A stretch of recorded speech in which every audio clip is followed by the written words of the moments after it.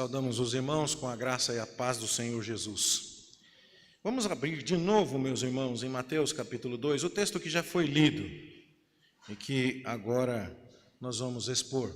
Nós não vamos lê-lo novamente, mas eu queria pensar com você logo nas primeiras palavras do texto. Veja aqui o problema. Tendo Jesus nascido em Belém da Judéia, em dias do rei Herodes, ou seja, na Judéia tem rei, e o nome dele é Herodes. E aí aparecem uns camaradas vindos do Oriente, e aí eles chegam e perguntam: cadê o rei? É uma pergunta daquelas que você se vê em aperto, porque ela é reveladora. Tem gente por aí, Herodes, espalhando a notícia de que já tem outro rei no pedaço, e não é você. Consegue entender a ideia? Essa é uma maneira extremamente desagradável para Herodes de receber a notícia. É mais ou menos como se você estivesse trabalhando na empresa, e vamos imaginar aqui que você fosse o gerente de distribuição de mercadorias. E de repente você está conversando com alguém, e alguém diz assim para você: onde você trabalha? Eu trabalho na empresa tal. E aí a pessoa diz assim para você: pois é, meu primo vai trabalhar lá. Ah, é? O que ele vai fazer? Vai ser gerente de distribuição de mercadorias. Pronto, você acabou de saber que vai ficar desempregado e não foi nem pelo patrão. Percebe o problema? Foi o que aconteceu com Herodes aqui. Vieram pessoas de fora, nem judeus eram. Vieram do Oriente a Jerusalém. Eram magos. Nós não sabemos exatamente quantos eram. Não eram necessariamente 3. Dizem que eram 3 por causa dos presentes: ouro, incenso e mirra. Há uma tradição que diz que os seus nomes eram Gaspar, Baltazar e Melquior. Mas a Bíblia não nos dá o número. Só diz que eram estudiosos, mais para astrônomos do que para astrólogos. Mas para cientistas que estudavam os astros e perceberam uma estrela diferente no céu do que para pessoas que faziam adivinhações. E homens que haviam tido contato com o povo de Israel quando este esteve cativo lá na Babilônia, na Pérsia. E então eles sabiam de uma estrela que haveria de anunciar o rei dos judeus. E essa história de rei agora então ganha todo um contorno dramático, porque há um homem que se equilibra com muitas estratégias para ser rei, que é Herodes. E há aqueles que não estavam preocupados e nem interessados em trazer conturbações políticas para a Judéia. Eles simplesmente sabiam que um novo rei tinha chegado e vieram para adorá-lo. E para que a gente possa entender um pouco mais o drama, a gente precisa fazer um certo resgate sobre a figura do rei no Antigo Testamento, até chegar aos dias de Jesus. É importante que a gente saiba disso. Nós estamos estudando o livro de Gênesis e vendo que Deus está formando uma nação no meio da qual ele vai se revelar e através da qual ele vai trazer o descendente da mulher que vai esmagar a cabeça da serpente. É a família de Abraão, já está claro na altura do livro de Gênesis que estamos estudando. E é daquele povo, o povo de Israel, os descendentes de Jacó, que é o neto de Abraão, que vai sair o Messias, na língua hebraica, ou o Cristo, na língua grega, que quer dizer o ungido, aquele que foi consagrado para a função de pisar a cabeça da serpente. E a figura do rei aparece em cena na nossa Bíblia, quando o povo de Israel já está na terra de Canaã. Deus já cumpriu a Abraão as promessas que havia feito de lhe dar a terra prometida.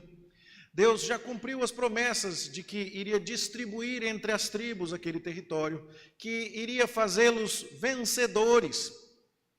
E ao invés de se consagrarem a Deus em Canaã, eles acabaram absorvendo a cultura vizinha.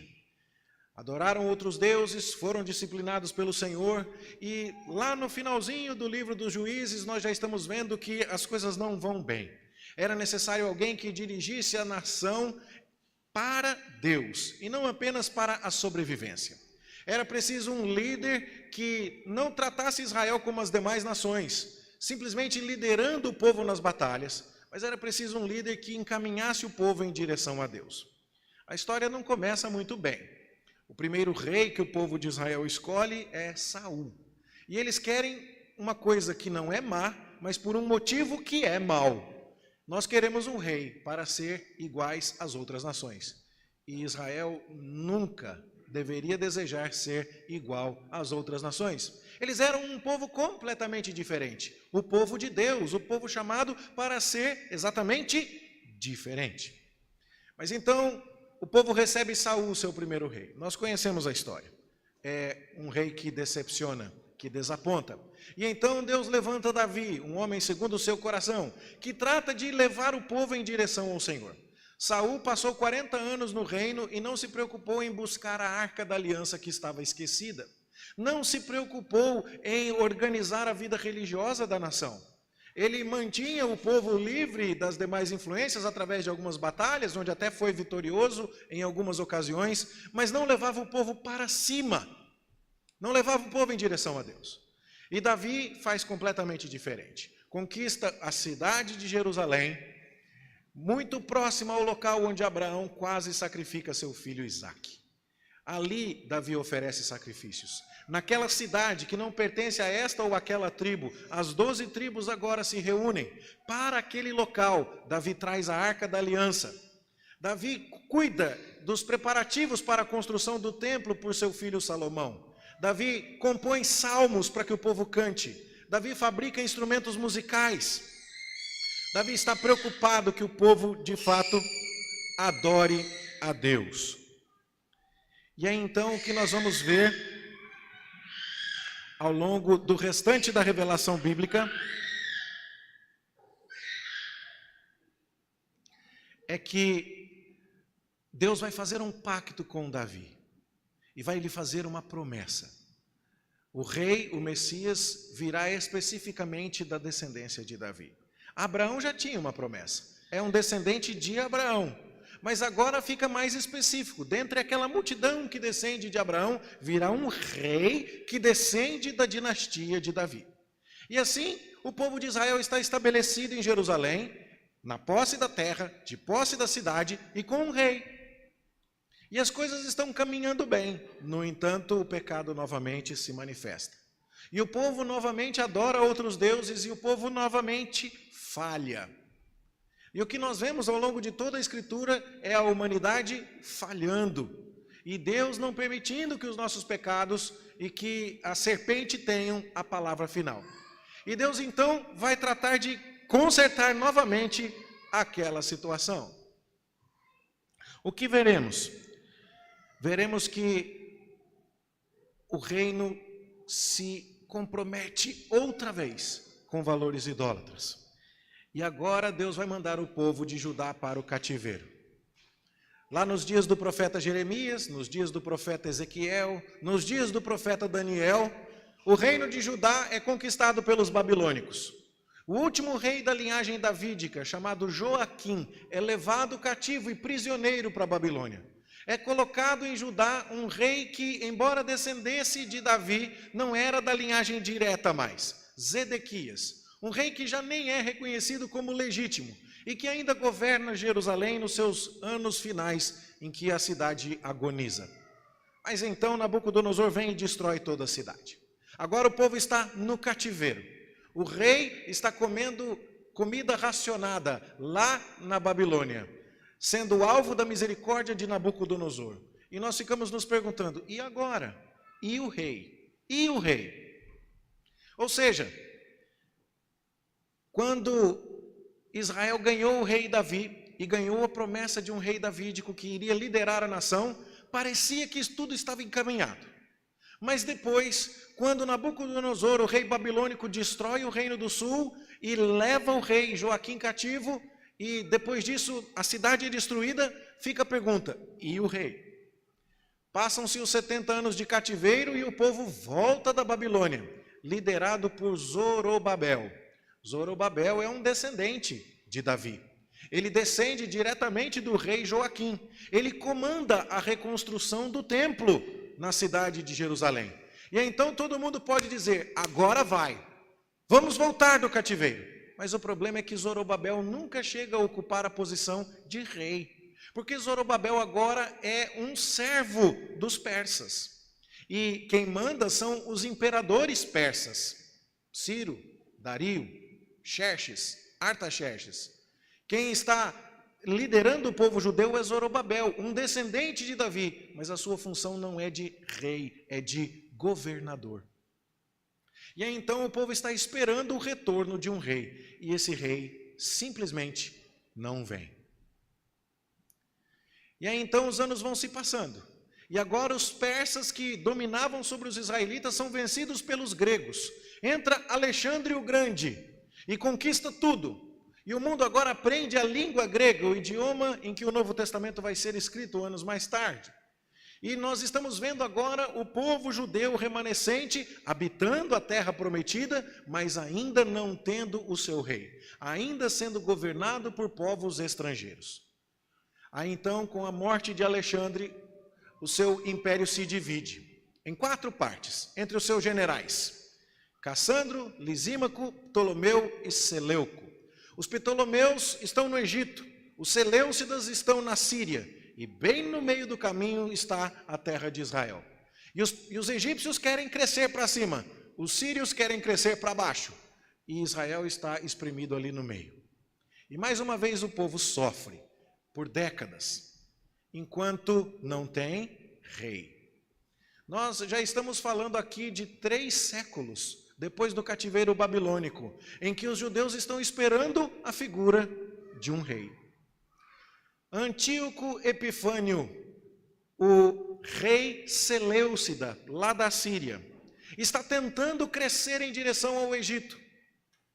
E suas campanhas militares são frustradas. Obrigado. E agora ele resolve descontar a sua frustração no povo judeu.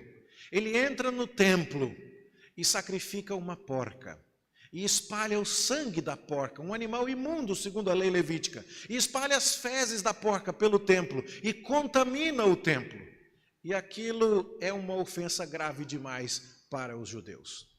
Organiza-se uma revolta, a revolta dos Macabeus, no ano 167 a.C. E ali, com aquela revolta bem-sucedida, eles conseguem estabelecer um estado independente.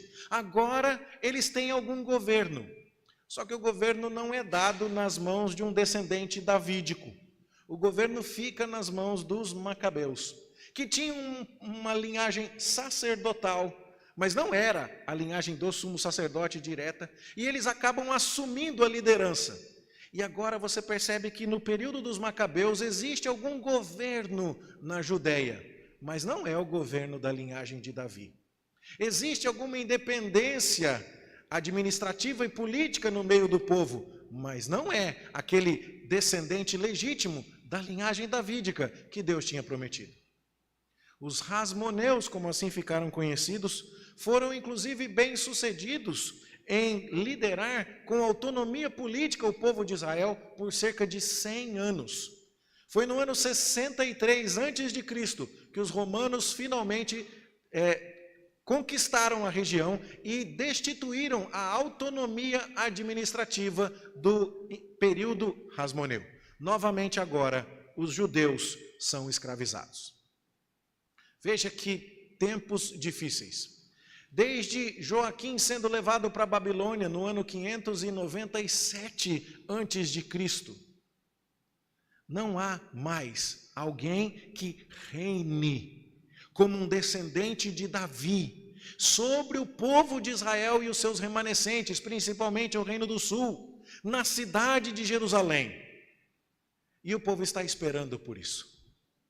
Passaram-se os persas, passaram-se os gregos, entraram os Ptolomeus, entraram os Seleucidas, chegou o período Hasmoneu e agora estamos no período romano e ainda não tem esse rei. E o povo está esperando, cadê o rei? E os romanos agora vão colocar um rei sobre os judeus. O nome dele é Herodes. Mas Herodes é um personagem bastante controverso. Ele descende de Esaú, dos Edomitas, daquele povo que tem uma inimizade histórica com o povo de Israel. Herodes não é um rei da descendência davídica. Herodes não foi colocado ali naquela função por algum sacerdote ou por alguém que tivesse recebido esse mandato para lhe dar a função de rei das próprias mãos de Deus. Não. São os romanos que estão colocando um edomita, um idumeu, para governar sobre os israelitas. Pense nisso. Lá em Gênesis, como nós vamos ver dentro de algum tempo, é dito que o irmão mais velho vai ser servo do mais novo, que Jacó vai dominar sobre Esaú. Você conhece a história.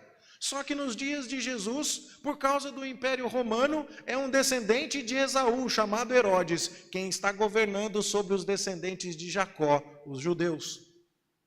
E ele é quem é rei. E ele sabe desta situação particularmente difícil e dolorosa para os judeus. Ele sabe que não é bem-vindo. Herodes chega a fazer muitas coisas na tentativa de agradar o povo. Promove reformas, ampliações do templo em Jerusalém. É por isso que muitos vão chamar o templo dos dias de Jesus de o templo de Herodes, porque Herodes aumentou demais as instalações do templo. O templo tinha sido reconstruído por Zorobabel, lá nos dias do profeta Ageu, nos dias do profeta Zacarias. Mas agora Herodes, querendo fazer-se simpático ao povo, promoveu imensas reformas. Não bastou.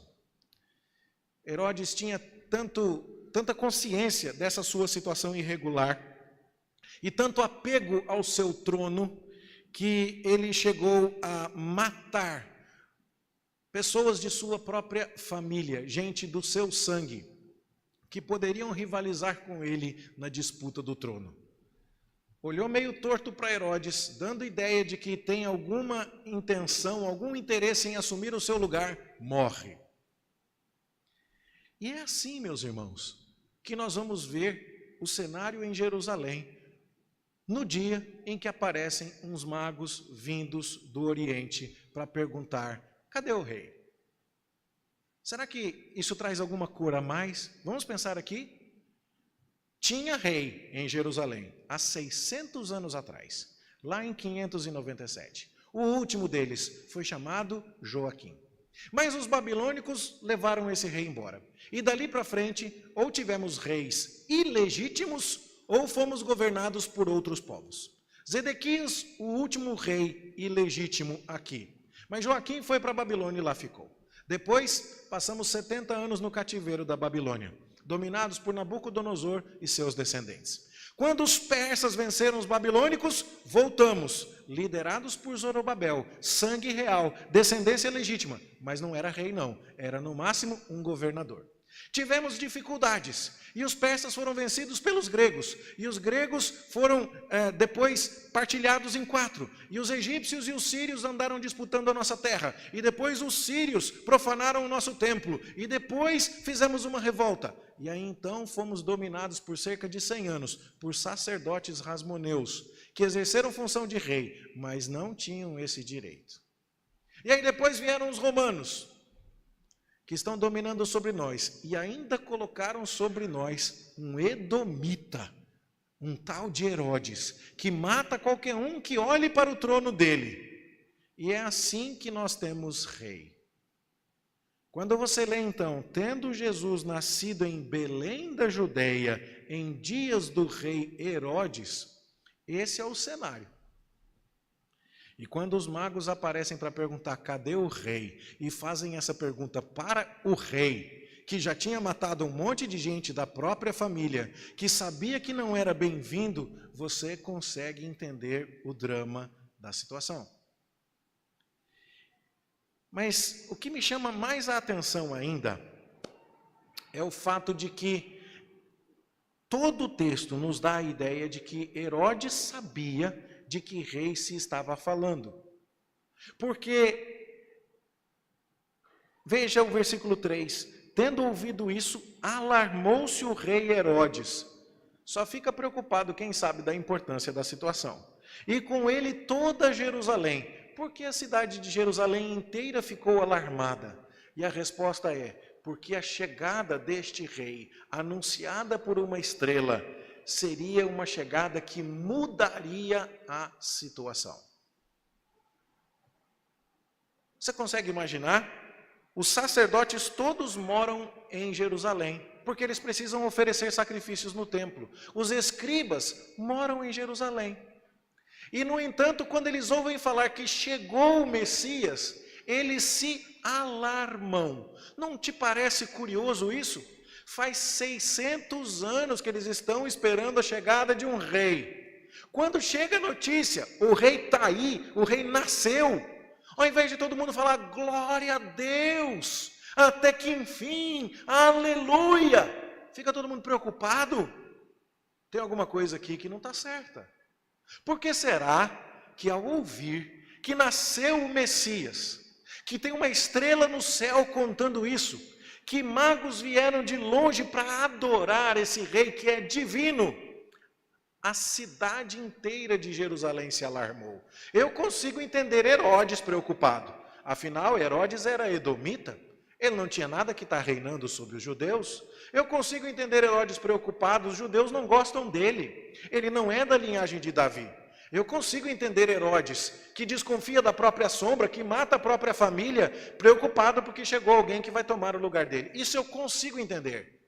Mas o que parece um pouco mais difícil de entender é por que Jerusalém está tremendo junto?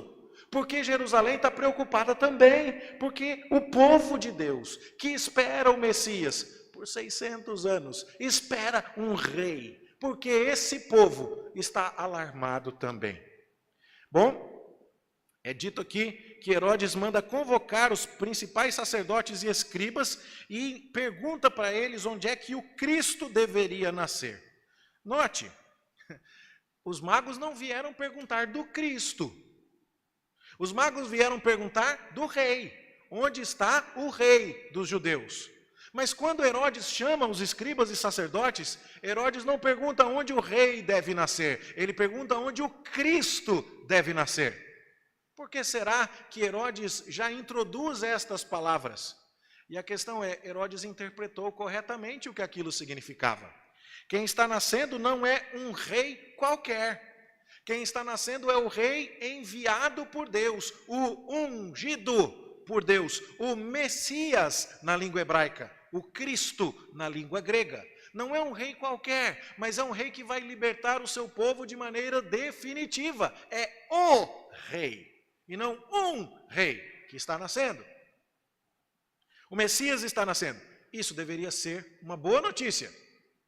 E quando ele pergunta isso para os sacerdotes respondem, em Belém da Judéia, porque está escrito por intermédio do profeta. E então eles vão citar a profecia de Miqueias. E tu, Belém, terra de Judá, não és de modo algum a menor entre as principais de Judá, porque de ti me sairá o guia que há de apacentar a meu povo Israel. Os sacerdotes sabiam muito bem do que se tratava. O Messias estava chegando, o Cristo, rei, sem dúvida, mas muito mais do que rei. São 8 quilômetros de distância entre Belém e Jerusalém. Você viu algum sacerdote indo até lá? Não é estranho? Herodes não foi. Talvez porque não quisesse dar muita visibilidade à situação. Vai que o rei sai do seu palácio para visitar o outro rei, pode parecer que Herodes estava dando legitimidade à chegada do seu rival. Mas os sacerdotes não irem é outra coisa que eu não entendo. A não ser que a explicação seja bem vil e bem baixa. A mesma explicação que faz dar sentido ao fato de que quando souberam que o rei nasceu, os sacerdotes e escribas em Jerusalém se alarmaram. Percebe? Nós temos aqui o Herodes, nós temos aqui os sacerdotes e escribas, nós temos aqui os magos. Os pastores, o povo em geral, não aparecem nessa história aqui. Isso aqui é algo que está acontecendo no palácio. Pessoas importantes estão vindo de longe e estão chegando no palácio do rei em Jerusalém. E estão conversando com o rei em Jerusalém, no seu palácio. E estão perguntando para o rei a respeito do outro rei. E o rei atual vai consultar os sacerdotes. Não tem pastor, não tem pessoas comuns do povo, não tem discípulos aqui, só tem a liderança. Mas desse pessoal aqui, só tem um povo que está contente, que são os magos. Os magos estão felizes. E é dito que, na sequência do texto, que eles vão se alegrar com grande e intenso júbilo no verso 10, quando a estrela que os precedeu para sobre a casa onde estava Jesus, na cidade de Belém. Ali eles ficam felizes, mas são os únicos felizes aqui. Herodes está enfurecido por ser enganado pelos magos, preocupado, e os sacerdotes também. E a pergunta que precisa ser feita aqui é exatamente essa que dá o título ao sermão. Quem é o seu rei? Por que tem gente feliz e por que tem gente preocupada, por que tem gente triste com a chegada de Jesus? É porque cada um deles tem um rei diferente. Dentro desse cenário tão complicado, você tem o Herodes em primeiro lugar. E se perguntássemos para Herodes, Herodes, quem é o seu rei? Herodes diria, sou eu. O rei sou eu é que reino. E qualquer um que entrar no meu caminho, morre. E é isso que ele tenta fazer mais tarde, quando, depois de mandar os magos para trazerem informações, e os magos são advertidos por Deus para não darem essas informações a Herodes, e quando Herodes se vê iludido pelos magos, ele vai até Belém e mata todas as crianças de 2 anos para baixo. Dando uma ideia, inclusive, da idade aproximada de Jesus, por essa época, cerca de 2 anos de idade, quando os magos chegaram. Mas Herodes quer eliminar a concorrência, porque rei para Herodes é Herodes. Meu rei sou eu. Eu faço o que eu quero, eu tomo o meu lugar é na faca, é na espada. Eu não presto contas da minha vida a ninguém, eu não reconheço autoridade nenhuma, eu busco apenas e tão somente os meus interesses. Não importa se é meu sangue, eu mato se entrar no meu caminho. Mas do Herodes a gente pode até esperar isso. Porque trata-se de alguém que descende de um povo de linhagem não abençoada em termos gerais por Deus. É edomita. Não é um judeu da linhagem abençoada da mulher. É descendência da serpente aqui. É Esaú, não é Jacó. De Herodes a gente até entende. Mas e os sacerdotes e escribas? Você consegue imaginar aquele povo que passou a vida inteira copiando a Bíblia e que sabia citar de cor quando o rei perguntou onde é que vai nascer o Messias? E Mateus nos narra as coisas de uma forma aqui que faz entender que os escribas e sacerdotes responderam de primeira, eles sabiam de cor, o Messias vai nascer em Belém, porque está escrito. E aí então eles transcrevem aqui o texto de maneira perfeita, dando a ideia de que eles sabiam na ponta da língua o que estava escrito lá. Aqueles homens passaram a vida aguardando a chegada do Messias, esperando, porque conheciam a Escritura, conheciam as profecias, entendiam as promessas. Mas agora que o Messias chega, eles não querem? Por que será? E a resposta vem daquelas informações históricas que eu lhe dei no começo de minha palavra. Desde o período rasmoneu, em que os sacerdotes macabeus assumiram o controle do Estado, agora independente de Israel, você tem sacerdotes que têm um poder de governo.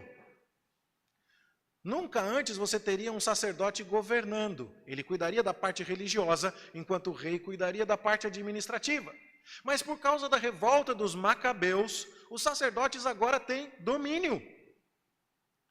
E aí, quando os romanos vieram e interromperam o período rasmoneu, iniciado pelos macabeus, ainda ficou um resquício daquela época. Os sacerdotes ainda tinham autoridade. Você já leu na sua Bíblia que Jesus foi julgado na casa do sumo sacerdote? Você já leu que ele foi preso no jardim do Getsêmani quando o sumo sacerdote mandou a sua guarda para prender Jesus? Você por acaso leu no livro de Levítico que Deus tenha instituído soldados para trabalharem a serviço do sumo sacerdote? Tem isso lá em Levítico, meus irmãos? Não, não tem. Da onde veio a ideia de que o sumo sacerdote tem exército? Veio do período rasmoneu, Veio da revolta dos Macabeus e seus desdobramentos políticos e históricos.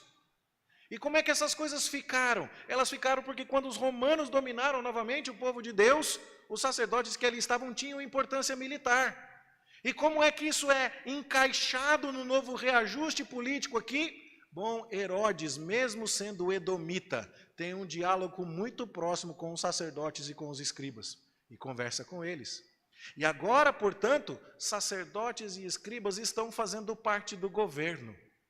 Não importa se é um edomita que está governando o povo, desde que os sacerdotes estejam com seus devidos cargos, as suas propinas, os seus benefícios, seu, sei lá como podemos chamar, auxílio estola sacerdotal, benefício de moradia em tabernáculos, como nós pudéssemos dar aqui os nomes para os privilégios que eles estivessem desfrutando ali. Quando chega alguém que vai desestabilizar todas aquelas coisas e vai tirar o arranjo que lhes era tão confortável e tanto os favorecia, os sacerdotes e escribas se preocupam. Porque aquilo poderia ser uma notícia extremamente boa e maravilhosa para todo o povo, mas não era, nem de longe, algo que os deixaria numa situação financeira, numa situação política, administrativa mais confortável. A chegada do Messias mudaria absolutamente tudo.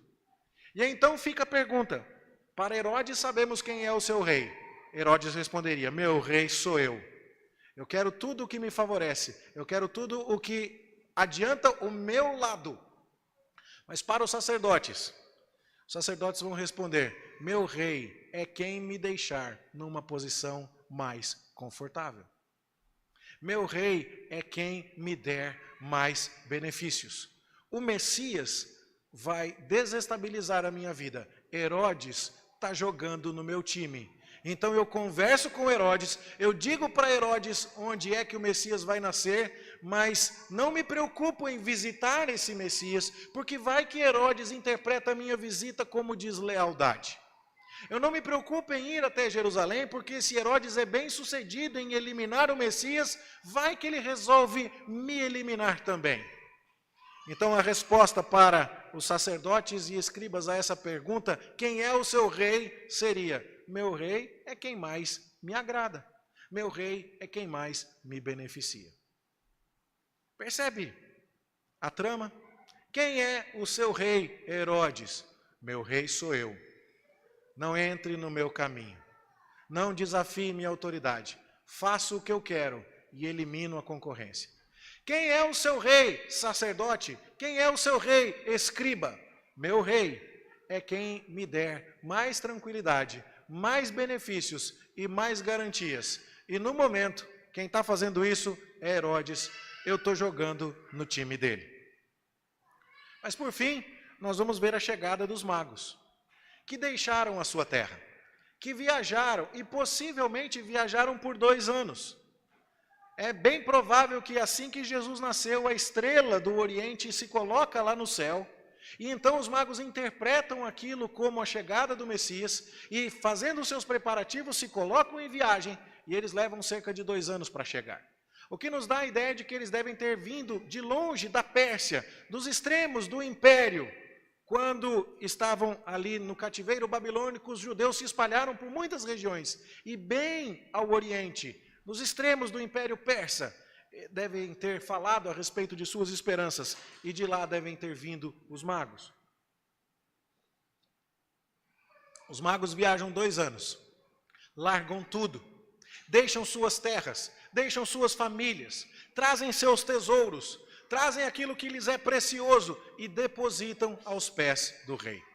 Não é um contraste tremendo? Os sacerdotes não se dispõem a viajar poucos quilômetros, não fazem uma viagem de 3 horinhas a pé para encontrar o Messias. Mas os magos fazem uma viagem de 2 anos de camelo para visitar o Messias. Os magos só sabem que tem uma estrela, mas os sacerdotes e escribas sabem que o Messias vai nascer em Belém, que o Messias é da linhagem de Davi, que não é simplesmente um rei, mas é o Cristo, e Herodes sabe isso também. Há um contraste tremendo entre o conhecimento dos sacerdotes e escribas e o conhecimento dos magos. Eles sabiam muito mais, eles conheciam muito mais das profecias do que os magos. Mas há um contraste gritante também entre a atitude. Eles fizeram muito menos do que os magos. Os magos fizeram muito mais. E creio que a resposta para esse contraste está ainda na pergunta: quem é o seu rei? Quem é o seu rei? Herodes sabia muito claramente: meu rei sou eu. Os sacerdotes e escribas deixaram claro para nós também o que se passava em seus corações. Meu rei é quem me favorece. Mas os magos, esses, trouxeram seus tesouros e os depositaram aos pés de Jesus, dando-nos também a resposta clara que eles dariam a essa pergunta: meu rei é Cristo. Irmãos, nós costumamos olhar para a história, às vezes de uma maneira um pouco mais romântica. E porque as músicas de Natal são tão bonitas, e porque as lojas querem criar um ambiente amigável que te estimule a gastar, e aí então a trilha sonora já tem aqueles sininhos, e aquele barulhinho de chocalhos, e aquela ideia toda aveludada do Natal, nós às vezes nos esquecemos da parte difícil aqui. Este relato é o relato de um rei que chega para pessoas que não o reconhecem como rei. Veio para o que era seu, mas os seus não o receberam. E a vinda de Jesus cumpre aquilo que foi dito a Maria pelo anjo, de que ele mostraria o que está no coração das pessoas. E que a vinda de Jesus iria revelar, de fato, com quem o nosso coração está comprometido. E nós podemos pensar a respeito disso de maneira muito clara nesta manhã, portanto. Quem é o seu rei? Porque é fácil dizer que Jesus é o nosso rei quando nós estamos cercados de irmãos que fazem parte da história da nossa família há algumas gerações. Gente que é boa vizinhança. Gente que pode nos indicar para um emprego, gente que pode, sei lá, cuidar de nosso filho no momento de viagem, gente que pode nos levar uma sopa quando a gente está doente, gente que pode estar com a gente nos momentos de luto ou nos momentos de alegria, quando nasce um filho, quando se vai um ente querido. Estas partes da história nos são bastante favoráveis. E quando é assim, é mais fácil bater no peito e dizer: eu sei quem é meu rei, é Cristo. Mas aqueles que estavam dizendo lá em Jerusalém que serviam a esse Cristo, quando ele de fato apareceu e fez exigências de posicionamento, quando ficou claro que assumiram uma postura ao lado de Cristo e dizer: ele é meu rei, poderia trazer problemas com Herodes, poderia trazer perda de privilégios, então os corações mostraram de fato quais eram os seus compromissos. Então aqui, meus irmãos, nós precisamos nos perguntar: quem é o meu rei? Se Jesus Cristo é de fato o seu rei, então a decisão se você vai obedecê-lo ou não deve depender das consequências. A gente não decide se vai fazer o que Cristo manda porque acha ou não acha que aquilo será o melhor para nós. A gente não decide se vai dedicar a Cristo o nosso dia de domingo, porque o dia é dele, chama-se dia do Senhor por uma razão, pertence a ele, não pertence a nós. E quando nós dizemos: Jesus, nós vamos fazer um acordo aqui, nós estamos já mandando um certo sinal a respeito de quem é que reina de fato em nossos corações. O Mestre, o Messias, o Cristo, o Rei, se apresenta como Rei. E o comportamento adequado diante de um rei é o dos magos. Para tudo, larga tudo, vem até ele, se prostra e entrega tudo. Caso contrário, a resposta sobre quem é o seu rei pode ser qualquer outra, menos Cristo, menos o Messias. Irmão, irmã, pense comigo, em que área da sua vida Cristo ainda não reina? O quê? Você ainda disse, ok, ele é o rei, mas isso aqui eu acho melhor eu administrar. Porque se eu entregar para ele, não sei não, acho que o resultado não vai ser dos melhores. De que maneiras práticas eu e você estamos nos comportando diante desse Cristo, que possamos estar muito assemelhados aos sacerdotes e escribas, que tinham toda a informação, que estavam no lugar certo, que tinham a doutrina correta, mas quando Cristo apareceu e fez demandas, e o posicionamento tinha suas consequências, eles se retraíram. Nós estamos vendo aqui que a chegada de Cristo nos obriga a expor de fato quem é o rei de nossa vida, quem é que reina em nosso coração.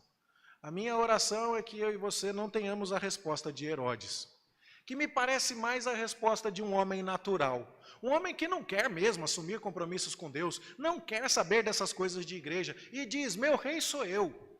Não adianta Deus vir me fazer exigências, eu faço o que eu quero, pronto e acabou. Mas existe uma forma mais sutil de negar que Cristo é rei, ainda assim parecendo afirmar que ele o seja. É quando você se parece com um sacerdote ou um escriba. Quando eu posso me parecer com um sacerdote ou um escriba. Estamos falando desse Cristo, estudando sobre esse Cristo, lendo sobre esse Cristo, no templo desse Cristo. E estamos vivendo uma vida que está perfumada de Cristo em todas as áreas. Mas quando ele aparece, e quando ele faz as exigências, e quando a postura realmente terá suas implicações, a gente se recolhe. E é nessa hora que nós precisamos saber quem é o nosso rei. Os magos não estavam preocupados, nem mesmo em ofender Herodes. Os magos não estavam preocupados em deixar seus lares, em entregar seus tesouros. Eles viram a estrela, eles sabiam quem era o rei, e eles vieram para adorá-lo. Há 3 respostas diferentes ao rei. A resposta de Herodes, meu rei sou eu. A resposta dos sacerdotes, meu rei é quem me dá mais vantagem. E a resposta dos magos, meu rei é Jesus. Qual é a sua resposta? A minha oração é que você tenha a resposta correta e que Deus nos abençoe em nome de Jesus. Amém.